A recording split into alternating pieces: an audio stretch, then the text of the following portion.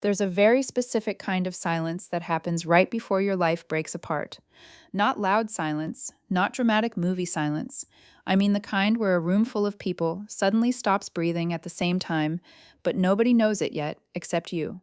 That silence happened 3 minutes after my sister tapped a champagne glass with a fork and smiled at my wedding guests. 3 minutes before my mother grabbed my arm hard enough to leave marks. And 5 minutes before my fiance looked me in the eyes and said words I still hear in my nightmares sometimes. I didn't mean for this to happen. If you've ever had someone destroy your life while asking you to stay calm about it, you already know exactly where this story is going. But trust me, you do not know how bad it actually got.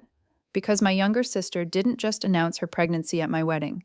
The baby was my fiance's, and somehow, my family decided I was the problem. Before I tell you what happened, I want you to answer something honestly in the comments. What would you do if your own family asked you to step aside so your sister could marry the person you loved? Would you forgive them? Would you expose everyone? Or would you disappear completely? Because I did something none of them expected, and by the time they realized what I'd done, their entire lives were already collapsing. My name is Vanessa Holloway. I'm 29 years old, and the night my wedding died, my family learned the difference between love and access. 8 months earlier, my life looked almost offensively perfect. I lived in Charleston, South Carolina, in a restored historic townhouse with pale blue shutters and a kitchen I'd spent 2 years renovating myself. I worked as a senior financial consultant for a private investment firm downtown. My fiance, Daniel Mercer, was 32, ambitious, charming, and the kind of man strangers trusted instantly. He had that polished East Coast confidence people mistake for emotional maturity. Tall, calm voice, expensive watches, perfect eye contact. My mother adored him immediately, which honestly should have been my first warning. My younger sister Ava adored him too. That should have been the second. Ava was 26 and had spent most of her life floating from one unfinished plan to another. Half-finished marketing degree, 3 failed small businesses, 2 dramatic breakups a year minimum.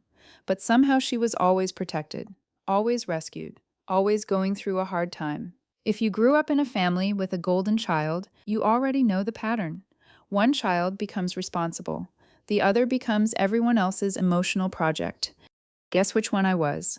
Growing up, Ava could crash a car, and somehow I'd still get blamed for making her feel bad about it. That sounds exaggerated. It isn't. When I was 16, I got accepted into a summer leadership program in Boston. Same day, Ava failed chemistry. My parents canceled my trip because this wasn't the right time to celebrate. That was the first time I realized success in our family only counted if it didn't outshine my sister. By 29, I'd mostly accepted it, not forgiven it, not healed from it, accepted it. There's a difference. And honestly, I thought Daniel understood that dynamic better than anyone. That's why what happened hurt the way it did. Because betrayal from strangers cuts your skin. Betrayal from someone who knows your wounds, that cuts bone. The first red flag appeared 6 months before the wedding, small enough to ignore, big enough to matter later. We were having dinner at my parents' house when Ava casually announced she'd broken up with another boyfriend. Mom immediately shifted into emergency mode. Oh, honey, he never deserved you anyway. Dad offered wine. Danielle offered sympathy. And I noticed something strange. Ava didn't look heartbroken. She looked entertained, like she already had another secret. At one point during dinner, she laughed at something Daniel said and touched his arm. Not flirtatious exactly. Comfortable. Too comfortable. You know how your intuition whispers before it screams. Mine whispered that night. But I ignored it because trusting the wrong people is practically a personality trait when you're raised to prioritize family harmony over your own instincts. Later in the car, I mentioned it casually. Do you think Ava gets a little too attached to you sometimes? Danielle laughed immediately. Vanessa, she's your sister. That answer should have comforted me. Instead, it made me feel stupid, so I dropped it. That's another thing emotionally conditioned people do. We abandon our instincts to avoid appearing difficult. Remember that. It matters later. 3 months before the wedding, things got stranger. Ava suddenly became obsessed with helping plan everything. The flowers, the venue, the seating chart, the rehearsal dinner. At first I thought she was finally trying to be supportive. Then I realized something unsettling. She cared more about the wedding than I did. One afternoon, she came dress shopping for emotional support. While I tried on gowns, she sat silently staring at herself in the mirror most of the time. Then suddenly she asked, "Are you absolutely sure about marrying Danielle?" I laughed awkwardly. Yes, she shrugged. I don't know. Sometimes people marry the wrong person because they're scared to start over. The comment stayed with me for days, not because it made sense, because it felt loaded, like she was speaking from inside a secret conversation I hadn't been invited to.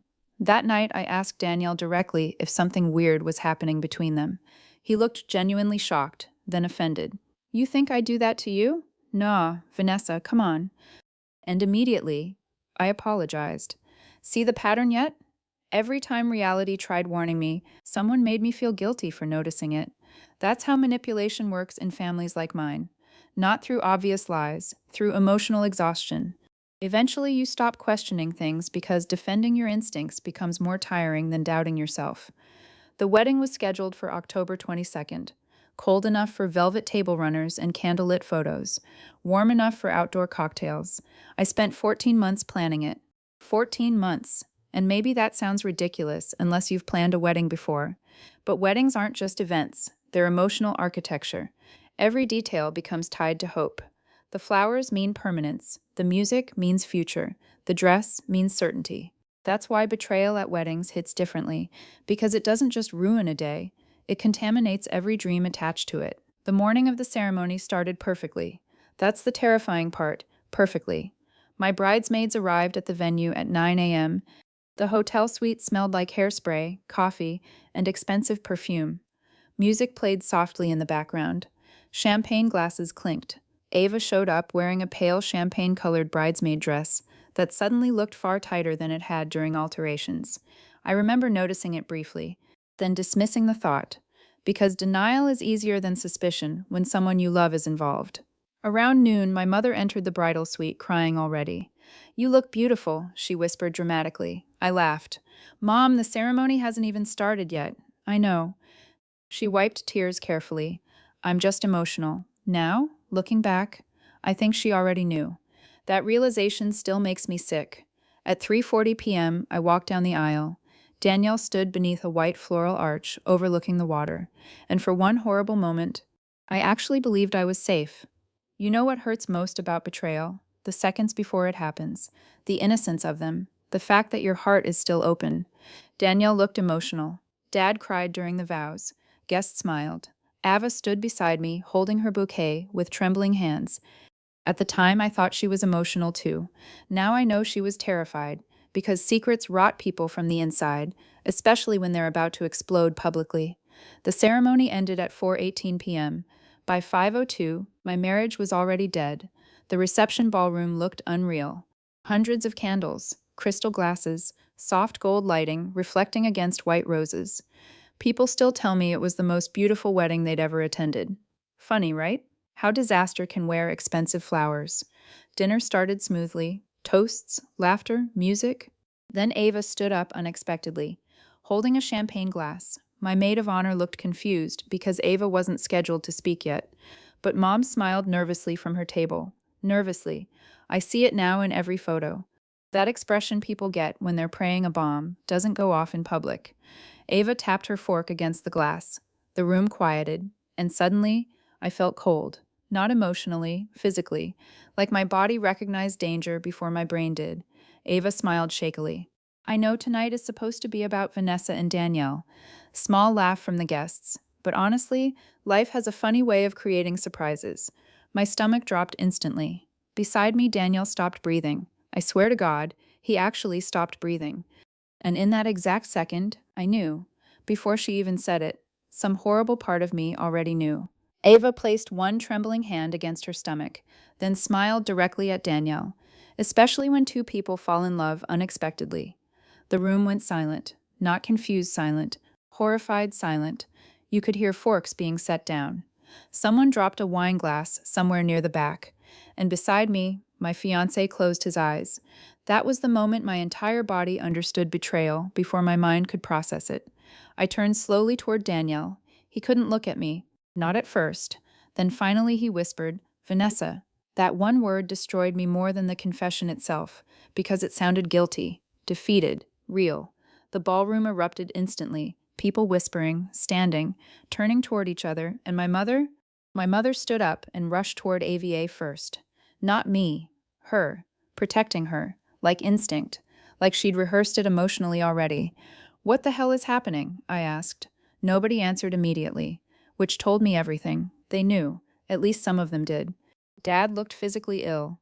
Daniel looked trapped, and Ava looked terrified but weirdly hopeful, like she genuinely believed this might somehow work out for her. Then Daniel finally spoke, quietly.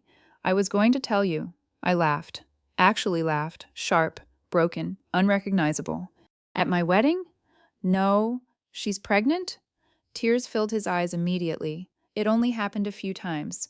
The entire room gasped. And honestly, if he'd stabbed me physically, it would have hurt less.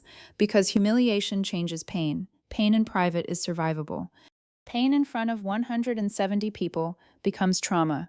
I looked around the ballroom slowly.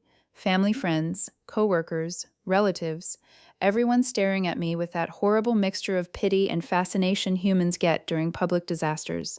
And then, my mother grabbed my wrist, hard.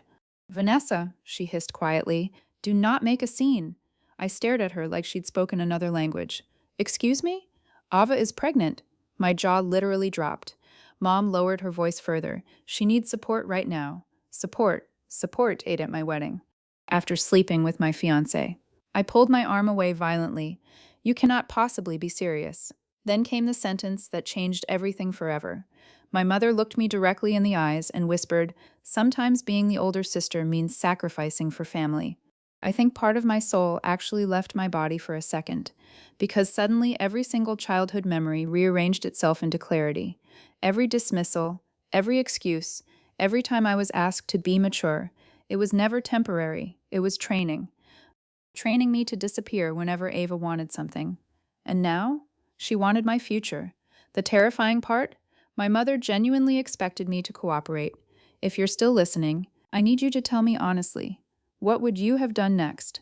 Because what happened after this destroyed my family completely, and by midnight, they were begging me not to leave. There's a moment after extreme humiliation where your brain stops processing reality normally. Everything becomes strangely sharp, not emotionally sharp, visually sharp. I remember tiny details from that night with terrifying clarity. The condensation sliding down untouched champagne glasses, the violinist near the stage slowly lowering his instrument because he didn't know whether to keep playing, my aunt covering her mouth, someone whispering, "Oh my God," over and over near table 6, and my wedding dress.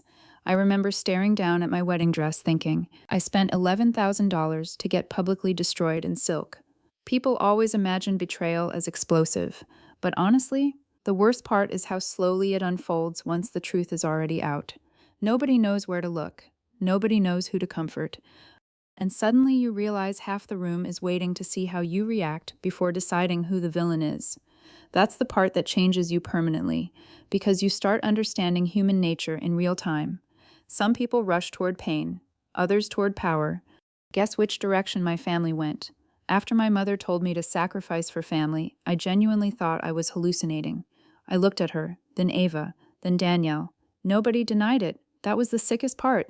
Not one person immediately said, no, absolutely not, because somewhere beneath the shock, they'd already discussed this possibility. I could feel it. You know when people share a secret and suddenly you realize you're the last person invited into reality? That feeling. Dad finally stood up from his chair, looking pale.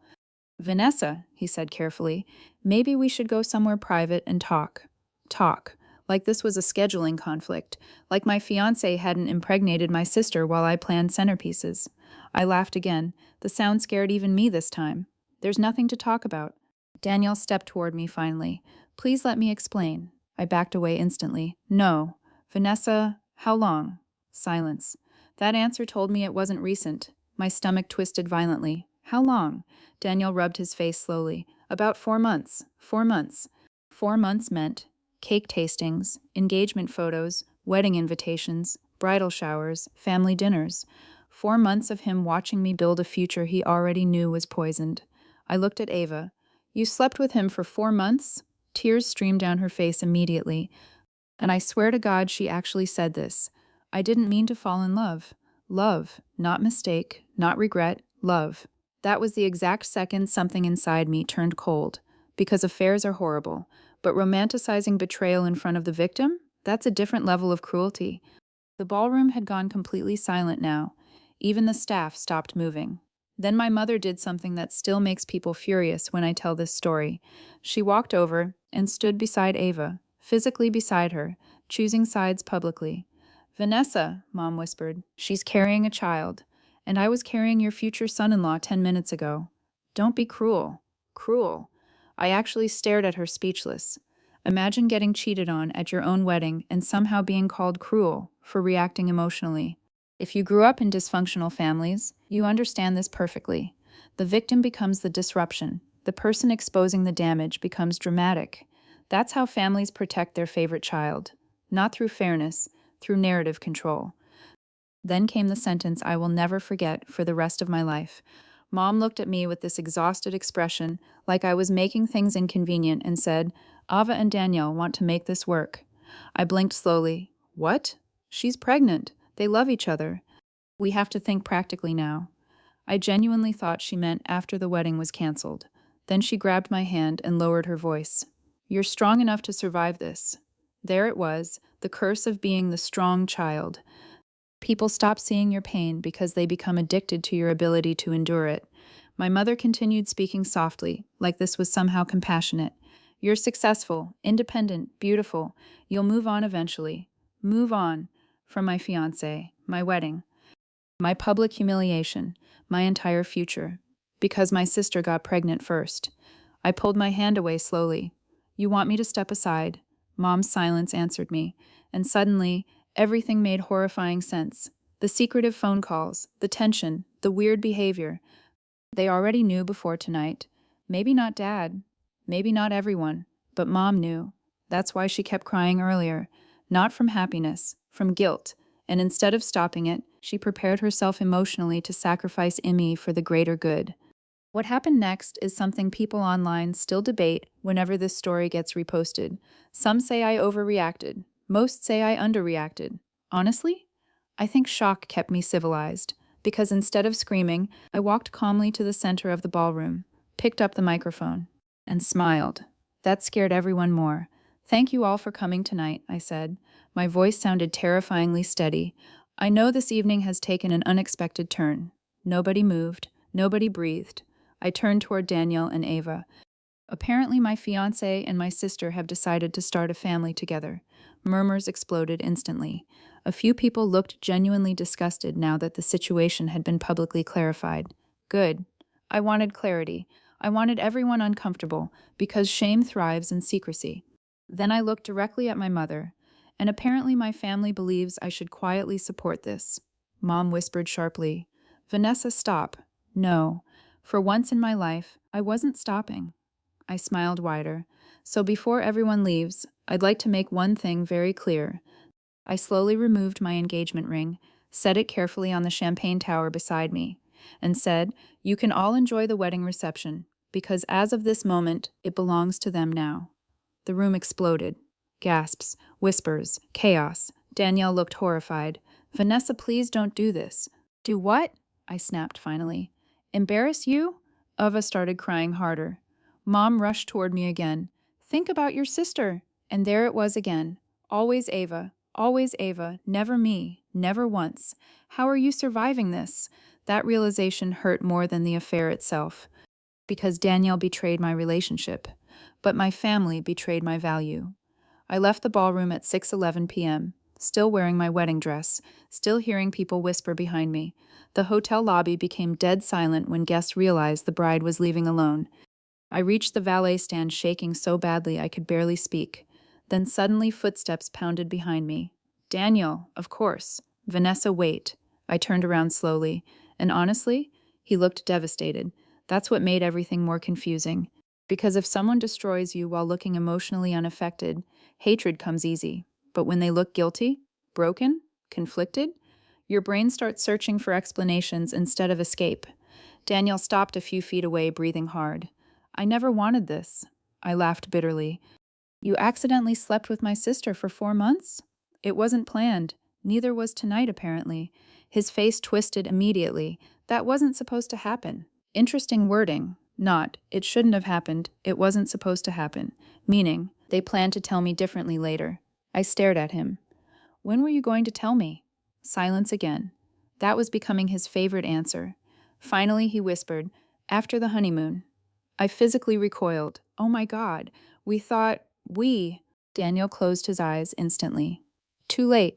Way too late. Because now I knew. This wasn't just an affair. This was collaboration.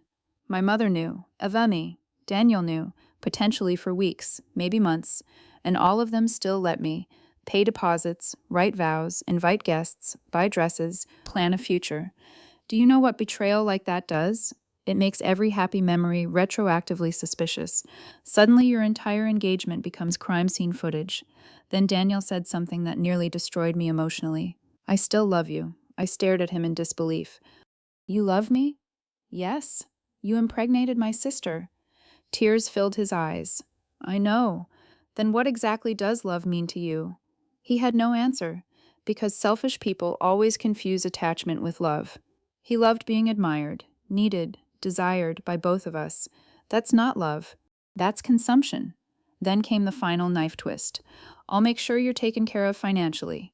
Financially, like I was a divorced widow in a Victorian novel. I looked at him for a long moment, then finally asked quietly, did my mother ask you to say that? His silence answered again, unbelievable. My own mother was already negotiating my emotional replacement before I'd even removed my wedding heels. Something inside me hardened permanently then. Not dramatic, not explosive, cold, clear, and honestly, that clarity saved my life. Because for the first time all night, I stopped reacting emotionally and started thinking strategically. Here's something nobody at that wedding knew. Almost everything financially belonged to me. The townhouse? Mine. Investment accounts? Mine. Business assets? Mine. Even Danielle's startup expansion had been partially funded through my financial network connections. See, when people look polished and successful as a couple, outsiders assume equal contribution. But behind the scenes? I built most of our infrastructure. Daniel had charisma, I had stability. And because I trusted him completely, I'd linked him into parts of my financial world he never should have accessed. Not ownership, access. There's a difference. And standing there in that hotel driveway, I suddenly realized something terrifying.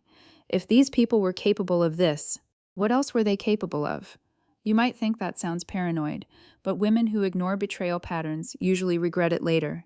My instincts finally woke up fully that night, and they screamed one thing: protect yourself immediately.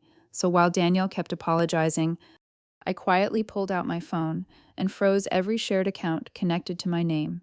Every single one. 3 checking accounts, 2 business operational accounts, joint credit authorization, travel cards, wedding reimbursement account. Gone. Locked. Daniel noticed me typing. What are you doing? Learning from my mistakes. His face changed instantly. For the first time all night, he looked afraid. Good. He should have been, because betrayal feels very romantic right up until consequences enter the room. My phone started exploding within minutes. Mom calling, Dad calling, Ava calling. Ignored, ignored, ignored.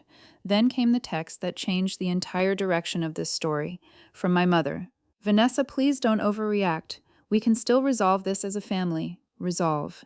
Interesting word. Notice nobody said undo, because deep down, they'd already accepted the affair. They just wanted me emotionally manageable. Then another message arrived, this time from Ava. I never wanted to hurt you, but I love him. Please don't punish the baby. The baby.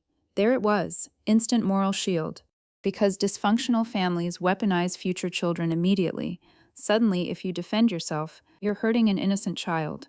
I stared at the message for a long time, then blocked her number. Immediately, no response, no dramatic speech, just silence. And honestly, that silence terrified them more than screaming ever could.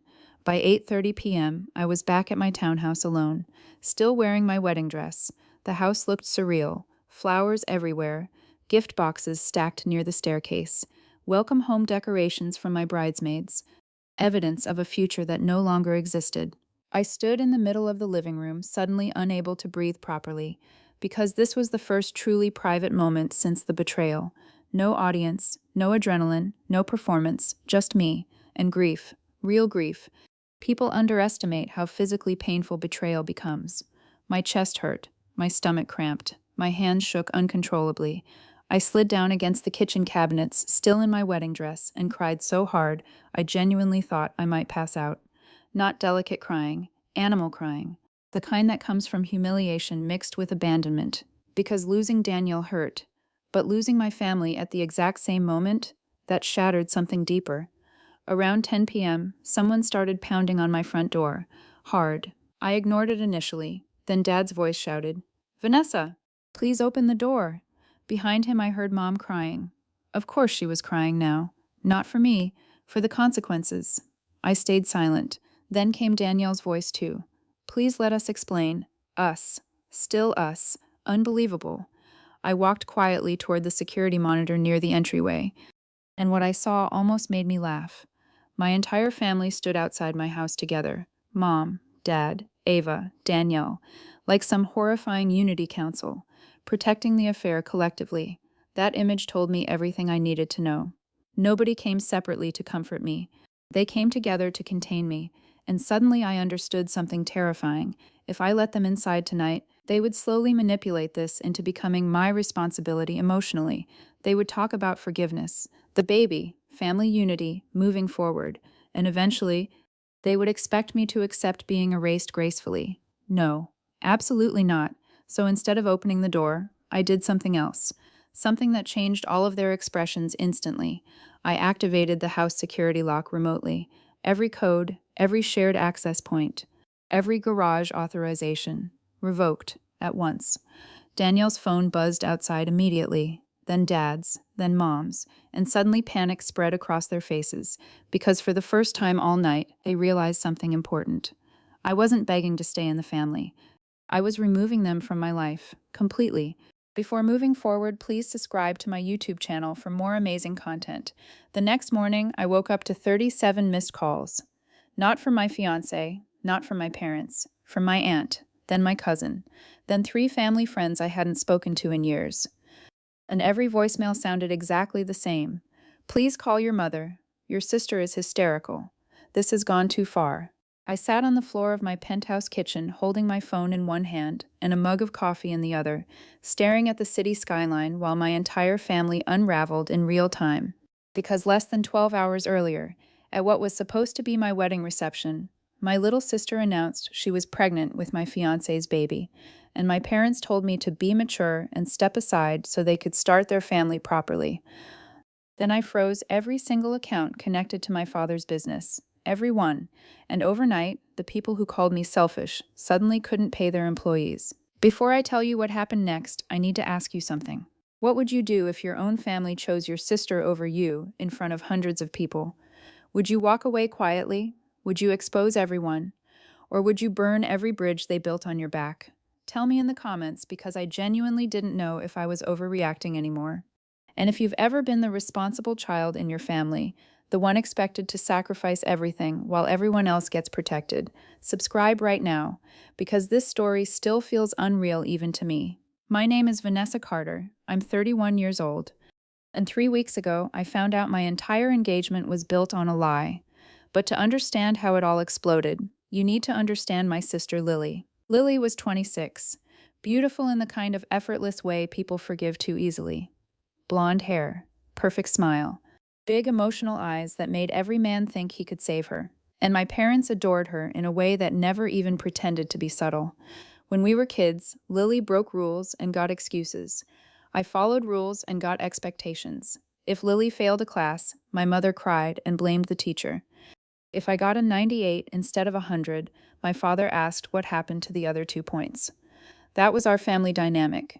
Lily was loved. I was relied on. There's a difference, a huge one. By 16, I was already working weekends. By 22, I was helping pay my parents' mortgage.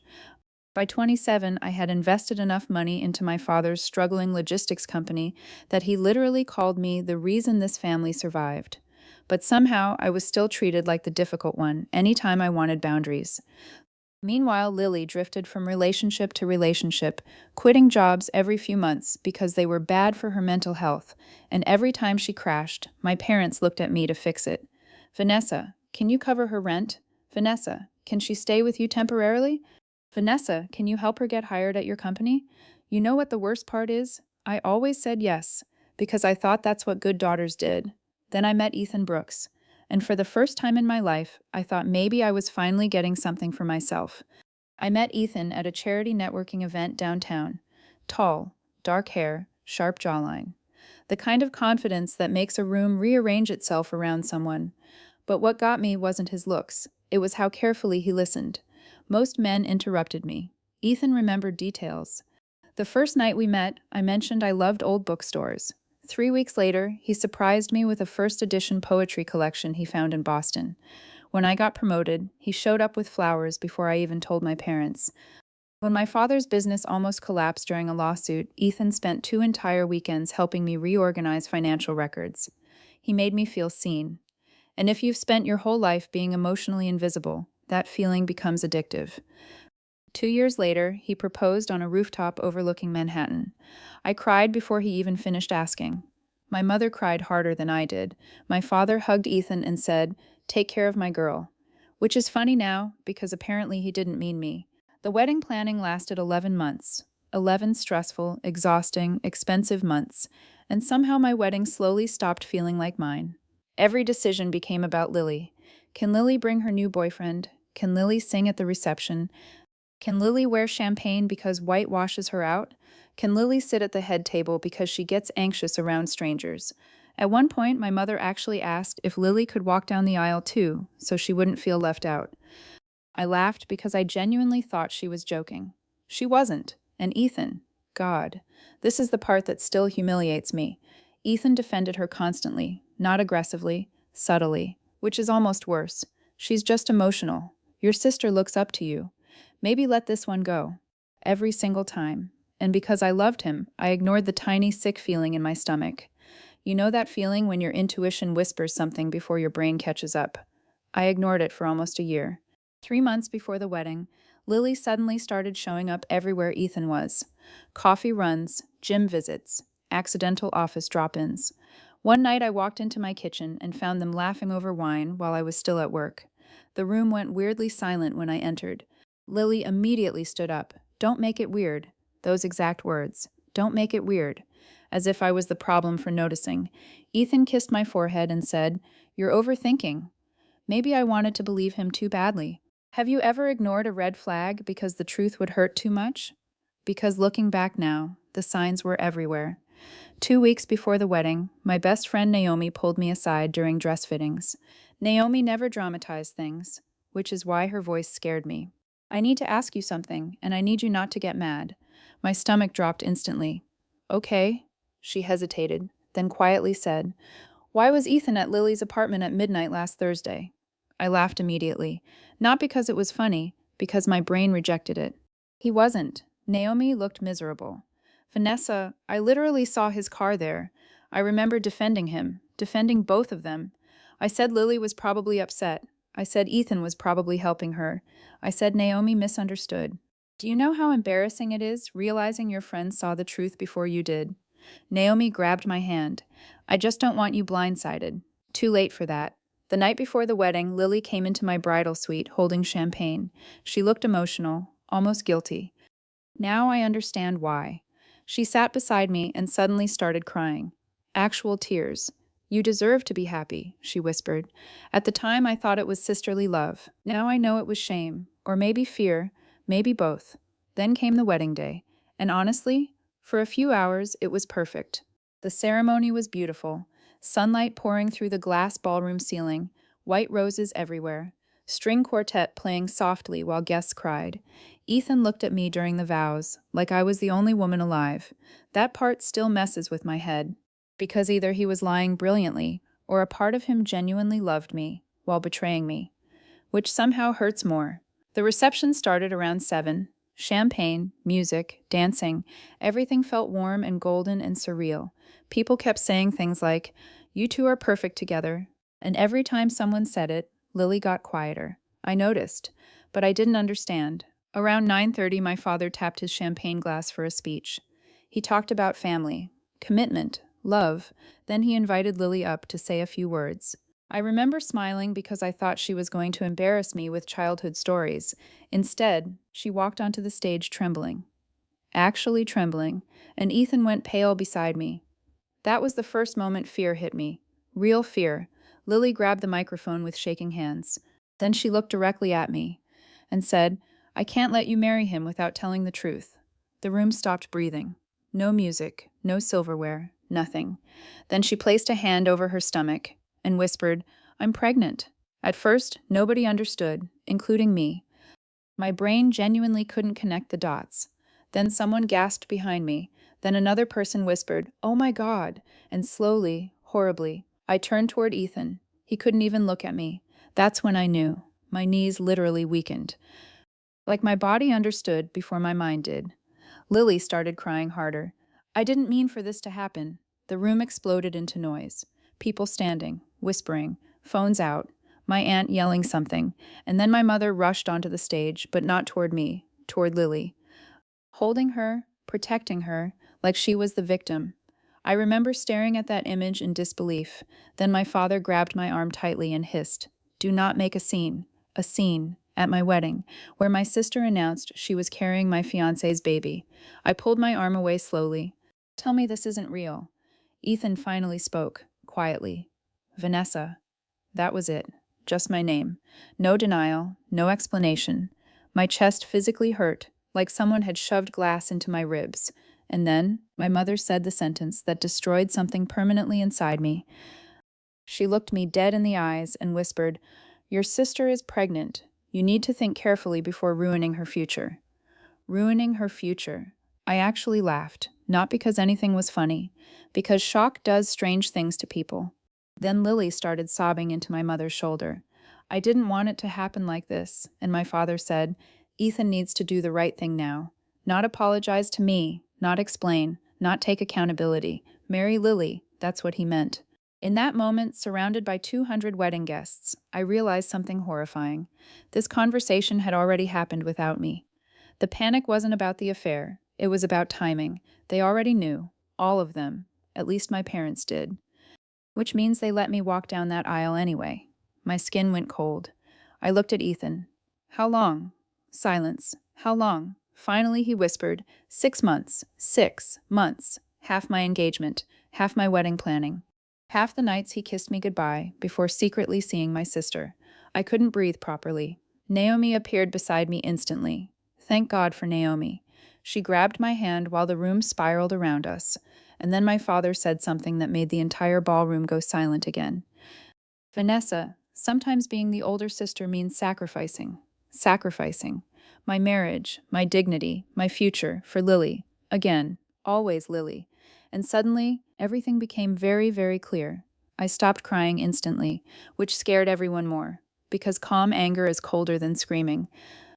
I looked directly at Ethan, then at my parents, then at Lily, and softly said, "Okay." My mother blinked. "Okay?" I nodded slowly. "You're right. Family comes first." Relief flooded their faces so fast it made me sick. They thought I was surrendering. That was their mistake. Because while they were busy comforting Lily, I pulled out my phone and quietly texted my financial advisor 4 words: "Freeze every connected account." Then I stood up, looked at my guests, and smiled. "I hope everyone enjoyed dinner." And that's when the real disaster started. The first thing my father said after the bank accounts froze was not, "Are you okay?" Not, "Let's talk." Not even, "I'm sorry." It was, "Vanessa, what the hell did you do?" His voice exploded through my phone so loudly I had to pull it away from my ear. I was standing barefoot in the master bathroom of the presidential suite Naomi forced me into after the wedding disaster.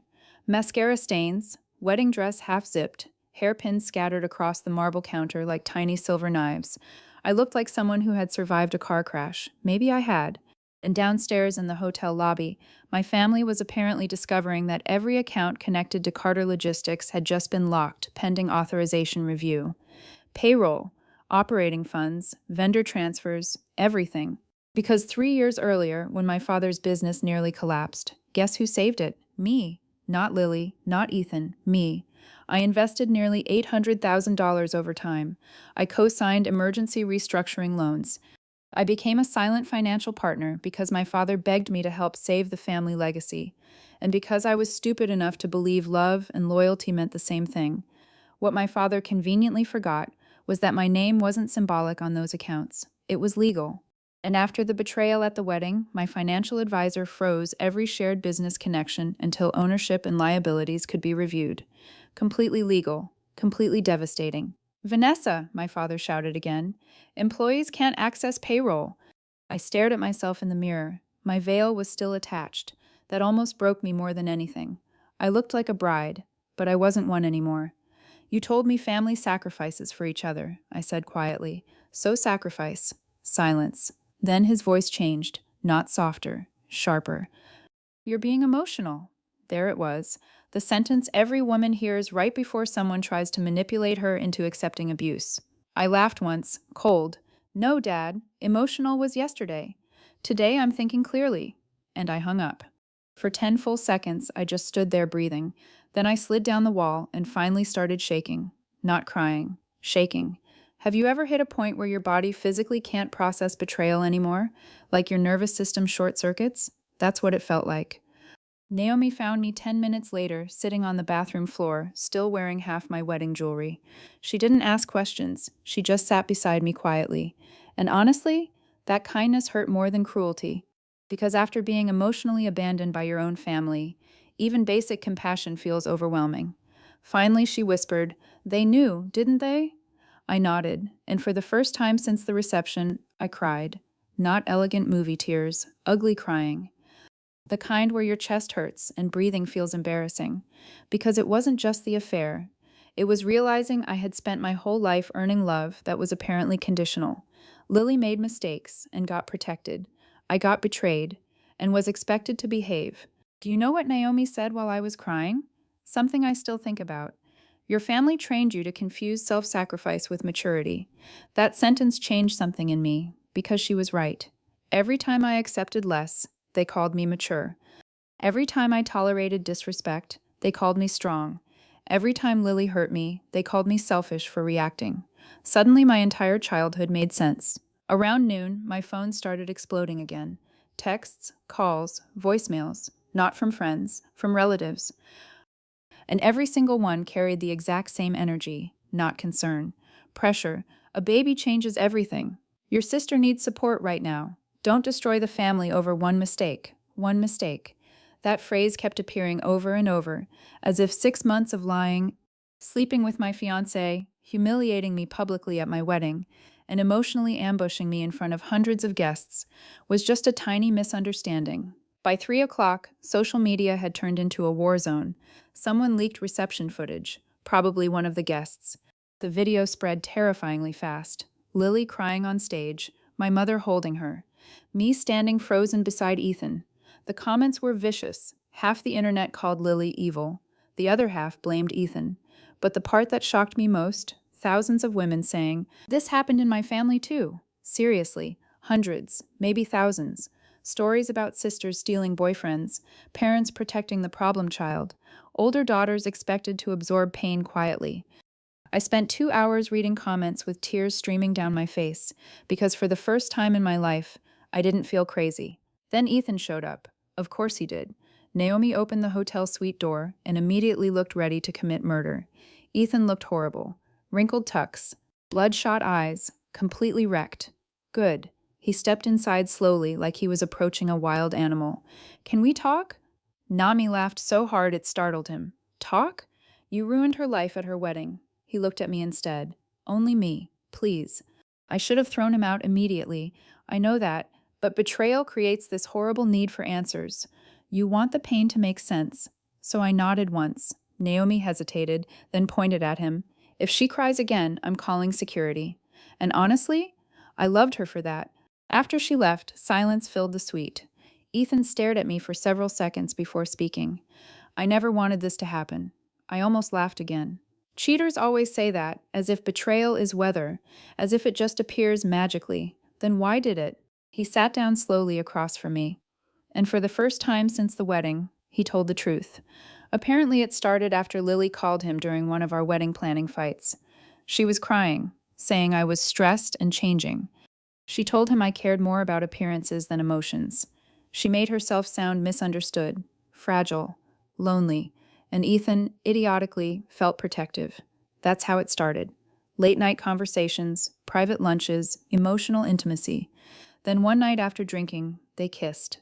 He claimed he regretted it instantly, but not enough to stop. That's the part that destroys you. People always say cheating was a mistake. No, the first moment might be impulsive. Everything after that is a decision. I asked the question I dreaded most. Did you love her? Long silence. Then quietly, I thought I did. Thought. Past tense. Interesting. And now? His eyes filled immediately.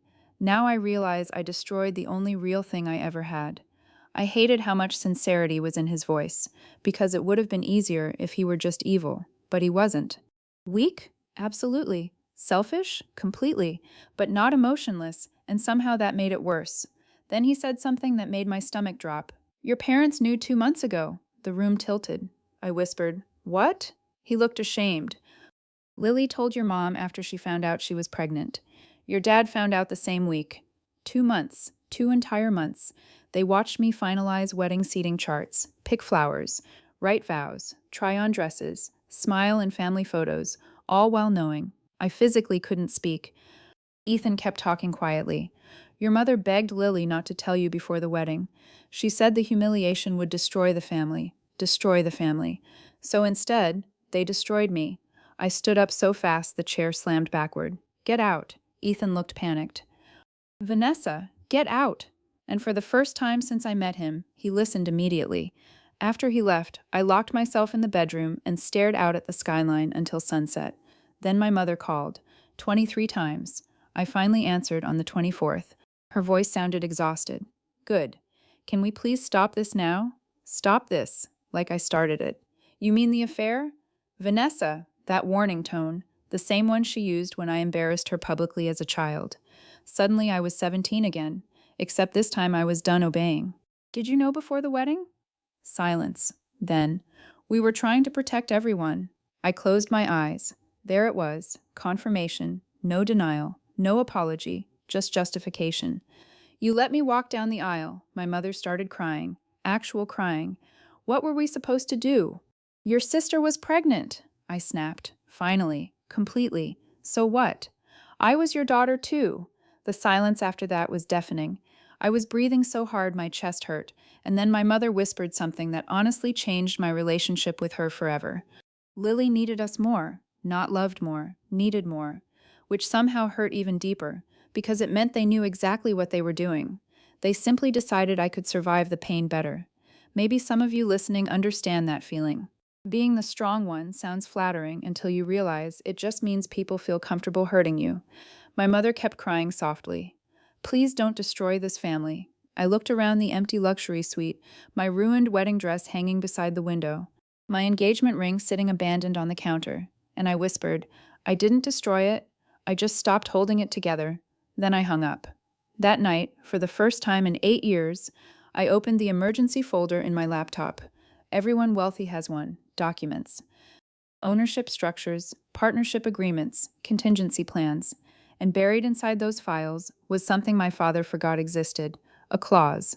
3 years earlier, when I injected capital into Carter Logistics, my attorney insisted on protective language in case of financial misconduct or reputational harm affecting my interests. At the time, my father laughed about it. We're family. We'll never need this.